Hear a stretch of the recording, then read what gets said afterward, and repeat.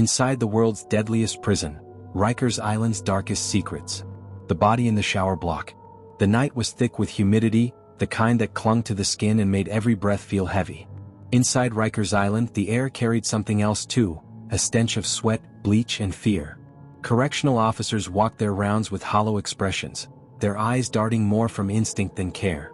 Everyone knew that the real rules weren't written in the prison handbook. They were carved into skin, whispered in shadows and sealed with blood. At 2:37 a.m., Officer Delgado pushed open the rusted door of the C-block shower area. He was supposed to be checking for contraband, nothing more. Instead, his flashlight beam froze on something that made his stomach twist. A body. Slumped against the tile wall, half submerged in grimy water that pooled around the clogged drain. The man's neck bore deep red bruises, his lips swollen, and across his chest, crudely etched with a sharpened piece of metal, were the letters BGF. The Black Guerrilla Family. Delgado's radio crackled as he called it in. Within minutes, the block swarmed with uniforms, though their faces betrayed little surprise. A death in Rikers wasn't new, but the message carved into the body meant this wasn't just a fight gone wrong. It was a declaration. The dead man's name was Marcus "Slim" Carter, a 29-year-old awaiting trial for armed robbery. Slim wasn't known as a fighter. He kept to himself, traded cigarettes for favors, and spent most nights writing letters he never mailed. But his death was brutal, and the mark left on him suggested that someone wanted it to be seen, to be understood. This wasn't random. It was a warning. Detective Angela Russo arrived before dawn. She wasn't supposed to be there. Murders inside Rikers usually stayed in-house, buried beneath paperwork. But something about this one had already leaked. A call had reached her desk hours earlier from an anonymous source. Check the showers in C-block. They left a message. It's bigger than you think. Russo knew the politics of Rikers. Every gang had their corners, every correctional officer picked a side, and silence was the currency that kept the place standing. But when she saw Slim's body, when she read those 3 letters carved into his flesh, a chill rippled through her. The Black Guerrilla Family wasn't just another crew. They were methodical, strategic. And if they were making moves inside Rikers, something much larger was brewing. By sunrise, word of the killing had spread through the blocks like wildfire. Inmates whispered through vents and hallways, trading theories and accusations. Some said Slim had crossed the wrong man in the yard. Others claimed he had been an informant, passing notes to officers. A few even suggested the officers themselves were behind it, staging the scene to shift blame. Russo began her rounds, questioning officers first. Most gave clipped, empty answers. Didn't see nothing. Wasn't on my shift. You know how it is, detective, inmates kill each other all the time. But their eyes avoided hers, and their voices trembled just enough to betray them. Something was being hidden, and it wasn't just fear of the gangs. When she turned to the inmates, a different picture emerged. One older prisoner, known as Big Red, leaned close to her through the bars. His voice was low, rasping. Detective, Slim wasn't no soldier. He was a pawn. You know what happens when pawns get moved too far across the board? They get sacrificed. Russo asked him what he meant. Big Red's eyes flicked toward the officers at the end of the hall before he whispered, "There's a deal going down. Drugs, phones, protection." Slim got caught in the middle. He knew something he wasn't supposed to know. The autopsy later confirmed what Russo already feared. Slim hadn't just been strangled, he'd been tortured first. Broken ribs, bruised knuckles, burns along his arms. Whoever killed him had time. Time in a place where nothing went unnoticed. Which meant either the killers had protection, or the protection was the killers. That night, Russo stayed late in the prison records office. She pored over Slim's file, his visitors, his commissary purchases, his phone logs. One call stood out. 2 days before his death, he had tried to reach a woman in Queens. The call lasted less than a minute. The audio file was missing. Deleted. Her instincts screamed that this was the thread. Someone had silenced Slim before he could talk. At 11:46 p.m., as she stepped into the prison parking lot, Russo's phone buzzed. An unknown number. She hesitated, then answered. A man's voice, deep and measured. "Detective Russo, you're digging where you don't belong." Her pulse quickened. "Who is this?" "You think Slim's death is about gangs. It's not. It's about survival. His, and yours." The line went dead. Russo stood frozen under the flickering parking light, the weight of the island pressing down on her. If someone inside Rikers was watching her, that meant every step she took was being measured. Every question she asked was a risk. The next morning she returned to C-block. Delgado avoided her gaze, sweat beading at his temple. She pushed past him and headed straight to the showers. The crime scene had been scrubbed, bleached, erased. But something caught her eye, a faint scratch on the rusted drain cover. She crouched down, ran her fingers over it. It wasn't a random scrape. It was letters, carved hastily but clear, "Not him." Her breath caught. Slim's death wasn't what it seemed. He wasn't the intended target. Someone else was. And that meant the killer was still hunting. The target. Detective Angela Russo traced the Queen's number before daylight burned through the fog over the East River. The address led to a fourth-floor walk-up in Ridgewood where the hallway smelled like overcooked onions and damp laundry. The door opened on the chain. A woman's voice rasped through the crack. "Who are you?" "Detective Russo. I'm investigating Marcus Carter." The chain slid back. The woman was mid-20s, eyes swollen from a night without sleep, her hair tied up with a rubber band that looked like it had been borrowed from a bundle of mail. "I'm Tasha. Marcus was my brother." She stepped aside. "If you're here to tell me he slipped in the shower, don't bother. He called me 2 days ago. He was scared." "What did he say?"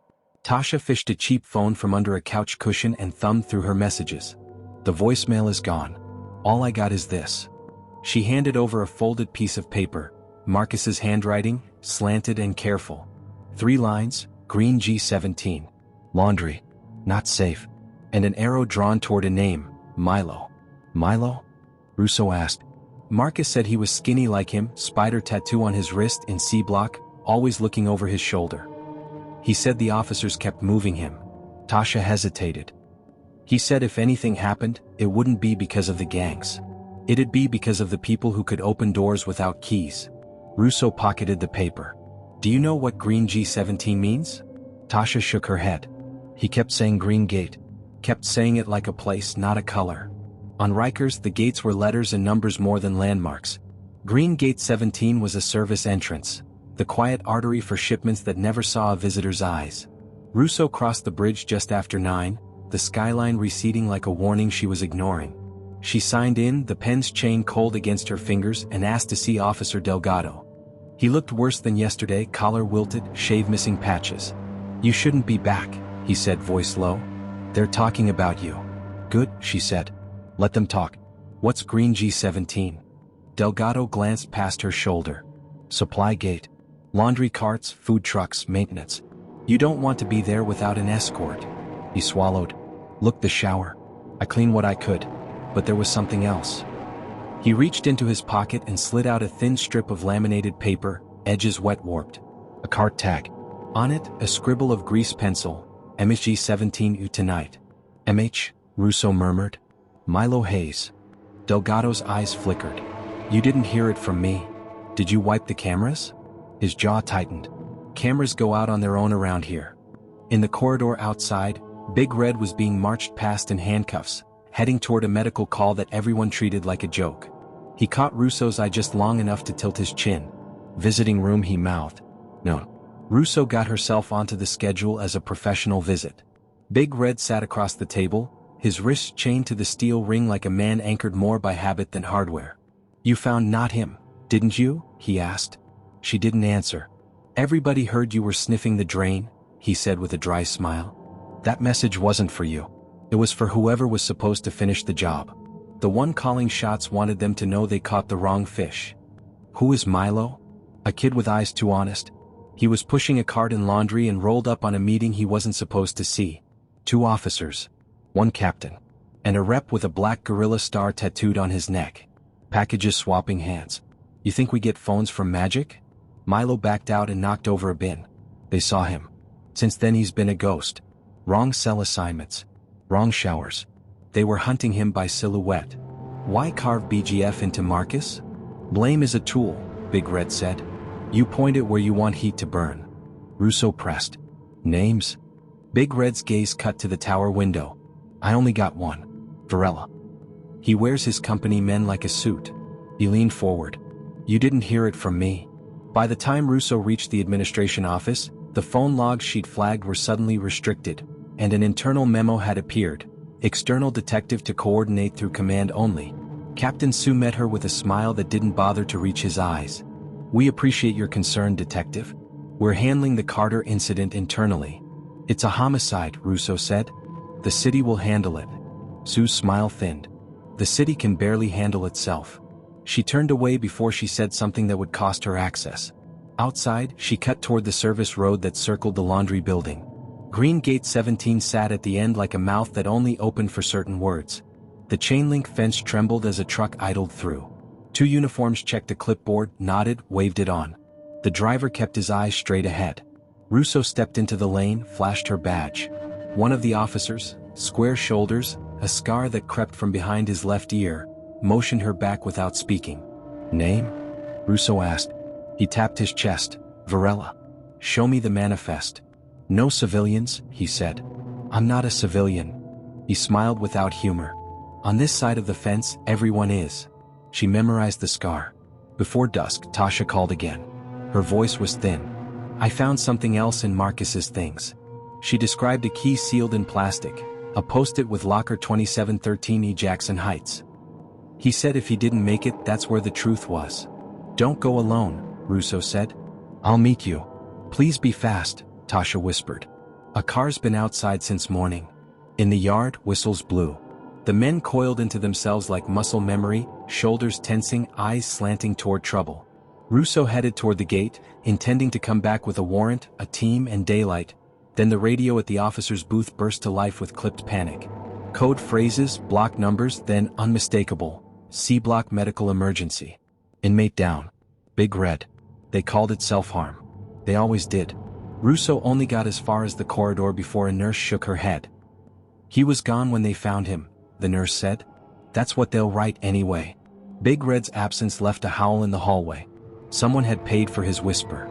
Russo pushed her way to the cameras and demanded footage. "Power glitch," the tech said. "We get those." "Where?" she asked, and the tech pointed at a map that showed a neat blackout. C-block showers, visiting room corridor, laundry tunnel. "Convenient outage," Russo said. The tech lifted a shoulder. "Depends who you ask." Night brought a soft rain that made the asphalt look like oil. Russo drove straight to Jackson Heights and found the locker in a basement facility under a bustling dollar store. Tasha wasn't there. The desk clerk shrugged. Girl came, saw a man following her, said she'd be right back. Didn't come back. The key slid into 2713 and turned with a thunk that echoed louder than it should have. Inside was a battered notebook, a thumb drive, and a stack of letters addressed but never mailed. The notebook was a ledger. Dates, amounts, initials, inmate ID numbers in neat columns with arrows to G17 over and over again. The thumb drive was taped to a slip of paper. "Play me. Don't stop." Russo plugged it into her laptop on the metal bench under the humming fluorescent tube. The first video was shaky, filmed through a laundry cart's elastic netting. 2 officers stood with their backs half-turned. One broad with the scar behind his ear, one wiry with a hawk nose. A captain's gold bar glinted at the edge of the frame. Captain Sue's build or someone built like him. An inmate stepped from the shadow, neck ink black with a 5-point star. Packages were exchanged. Cash was counted in rubber-banded stacks. Then a clang, a curse, the camera jolting as the cart lurched. A voice off-screen, "Hey, who's there?" The video cut to static. Russo scrubbed forward. The next file showed the shower block hours before Marcus died. A silhouette paced, then another. The lens tilted down to catch a wrist dragging along tile, thin with a spider tattoo. Milo. The lens flicked up again just as the frame caught a reflection in a puddle. The scarred ear. The file ended abruptly, replaced by a new one that began auto-encrypting as she watched, letters collapsing into nonsense. Her phone vibrated on the bench. A known number. A text, then another. The first was a live link. The second read, "Come alone. Green Gate 17. 3 o'clock. She tapped the link. The image opened to a dim room, concrete walls sweating, a single bulb stringing a cone of light over a chair. A boy sat in it, wrists bound, a strip of duct tape hanging loose from his jaw like it had been ripped off and slapped back on. He looked up when he heard the click of connection and she saw the spider on his wrist. "Detective Russo?" His voice was hoarse, disbelieving.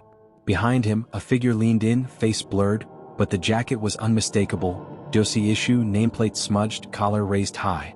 The voice came through processed low. "You wanted the truth. The truth wants you back. 3 a.m. Green Gate 17. 1 car, 1 person, 1 chance." The feed cut. Another photo arrived before the shock could subside. Tasha, eyes wild, hands bound in front of her, A calendar on the wall behind her ringed in black around today's date. A caption, "Choose." Russo stood as if the floor had shifted. The humming light overhead seemed to turn the air into glass. She called Tasha's number. It rang inside the locker and buzzed to death, her discarded phone in a pile of letters that were now just paper weights around a storm. Russo lifted the notebook again and flipped to the back cover where someone had stamped 3 tiny green dots like a code she hadn't learned to read. She thought of Big Red's last look, of the cart tag in Delgado's palm, of the scar behind an ear that kept appearing like a signature in scenes that should never have overlapped. On her way out, she caught her reflection in the locker room mirror, eyes rimmed red, rain stippling her hairline, and noticed something she'd missed. On the strip of laminated cart tag, the grease pencil mark MHG17U tonight had a faint line under the last word, as if the hand that wrote it had started to write more and then stopped. Under certain light, the rest of the letters ghosted up. Tonight 03. Her phone buzzed once more. A final message: no police radios. No partners. Smile at the fence or the kid stops breathing. She stepped into the rain with the ledger under her arm and the thumb drive clenched in her fist like a weapon it could never be. The island loomed in her mind's eye, its gates numbered like teeth. 3 hours. 1 green mouth. 2 lives. And somewhere inside, someone she'd already looked in the eye was waiting for her to make a choice that would either save them, or bury the truth for good. Green Gate 17. The rain turned the city into a blur of neon and puddled reflections as Detective Angela Russo pulled her unmarked sedan onto the Triborough Bridge. Each mile closer to Rikers felt like a countdown, every flash of her headlights across the wet asphalt another reminder. 3 a.m. Her watch read 2:41. 19 minutes until the deadline. 19 minutes until she had to decide whether she would walk into Green Gate 17 alone, or risk the lives of both Milo and Tasha. She gripped the steering wheel tighter. The thumb drive was tucked in her jacket pocket, the ledger in the passenger seat. Pieces of evidence that could burn careers, expose corruption, and topple men who had built their empires inside those walls. But evidence only mattered if she lived long enough to use it. The road to the island was quiet. Too quiet. Usually, supply trucks rumbled across at night, but now the lane was empty, the bridge echoing only with the hum of her tires. The prison's hulking silhouette rose out of the water like a fortress that had been waiting for her. At 2:58, she parked near the service entrance. Green Gate 17 loomed ahead, tall, chain link, topped with coils of razor wire glistening with rain. A single floodlight buzzed, casting a pale cone across the pavement. No guards visible, no trucks. Just silence and the soft drip of water. Her phone buzzed again. A text: walk in. No car. No badge. She stepped out, the rain plastering her hair to her face. As she approached the gate, it clicked open with mechanical precision. Someone was watching. Someone had the keys. Inside the yard, shadows shifted. 2 figures emerged from the darkness, masks pulled low, DOC jackets clinging wet to their shoulders. Between them they dragged Milo, his face pale, eyes wide. His wrists were raw from the tape, but when he saw Russo, a flicker of hope sparked in his expression. And then she saw the third figure. A hood pulled low, but the scar was unmistakable, the jagged mark behind the left ear. Varela. You came alone, he said, voice calm, almost polite. You've got 2 innocent people, Russo shot back. Let them go. You want me, I'm here. A chuckle came from the dark. Another figure stepped forward, broad, confident, a gold bar gleaming faintly on his collar. Captain Sue. His smile was thin, predatory. Innocent, Sue said. Milo stuck his nose where it didn't belong. Tasha received calls she shouldn't have. Marcus Carter. Well, he wrote things down that no one in here should ever write. He eyed the bulge in Russo's jacket pocket. And you, detective, you think you're going to walk out with our secrets? Russo's hand brushed the ledger. Secrets don't stay buried forever. Sue's smile hardened. On this island they do. At his nod, Varela shoved Milo to his knees. One of the masked officers pressed a gun into the boy's temple. Tasha stumbled from the shadows, her hands bound, gag pulled between her teeth. Her eyes locked onto Russo's, trembling with silent pleading. Choose, Sue said. One walks away. The other doesn't. That's the only bargain you get. The world narrowed to the hiss of rain, the glint of steel, the pounding of her own heart. Russo knew if she picked, she'd be complicit in their game. If she refused, they'd both die. She raised her chin. You're scared, she said evenly. Scared enough to drag me out here instead of dealing with me in daylight. That ledger and that drive, they're already copied. Already off this island. Kill them, kill me, it won't matter. The city will know. For a moment, silence. Then Sue's smile faltered. His eyes flicked to Varela. And in that split second Russo moved. She pulled the ledger from her jacket and hurled it at the floodlight. The bulb shattered, plunging the yard into darkness. A gunshot cracked, sparks dancing from the fence. Russo hit the ground, rolling toward Milo. Her fingers found the duct tape, ripping it free. "Run," she hissed. Chaos erupted. Shadows crashed into each other. Another shot split the night. Russo lunged for Tasha, cutting her bindings with the edge of her badge clip. The woman sobbed but kept moving, instinct pulling her toward the open gate. Varela's scarred face appeared out of the dark, pistol raised. Russo grabbed a loose brick from the muddy ground and swung. It cracked against his jaw, sending him sprawling. His gun clattered, lost in the blackness. Sue's voice roared, "Lock it down. Don't let them out." But it was too late. Milo and Tasha sprinted toward the bridge, their silhouettes breaking into freedom. Russo turned to follow, then froze. A barrel pressed against her temple. The wiry officer with the hawk nose sneered in the dark. "You should have stayed out of this, detective." Before he could fire, a shot rang out, not from his gun but from behind. He dropped, blood pooling fast. Delgado stood 10 feet away, service pistol trembling in his hands. His face was pale, eyes wide, but his voice was steady. "Run, detective," he said. "You don't have time." Russo didn't hesitate. She sprinted through the gate, Delgado's gunfire echoing behind her, until the bridge lights swallowed her in a blur of rain and sirens. By dawn, Milo and Tasha were safe in protective custody. Delgado was gone, vanished into the shadows of the island, his fate unknown. And Sue? He stood before the press hours later, stone-faced, announcing another incident under investigation. The official report listed 1 inmate dead, cause pending. No mention of Milo. No mention of the midnight standoff. But Russo had the drive. The ledger. Proof of a system rotting from the inside. She handed them to the DA with a warning, "You're not fighting gangs. You're fighting the people who run the gangs." 2 weeks later, just when she thought the storm had passed, a plain envelope arrived at her apartment. No return address. Inside was a single photograph. Green Gate 17, the floodlight replaced, the yard empty. In the corner, 3 faint green dots, like the one stamped in Marcus Carter's ledger. On the back, a note written in careful, slanted handwriting. "The game isn't over. You just moved your pawn." Russo stared at it for a long time, the hum of the city outside her window louder than her own breathing. She realized then that Rikers Island hadn't given up its darkest secret. It had only begun to show it.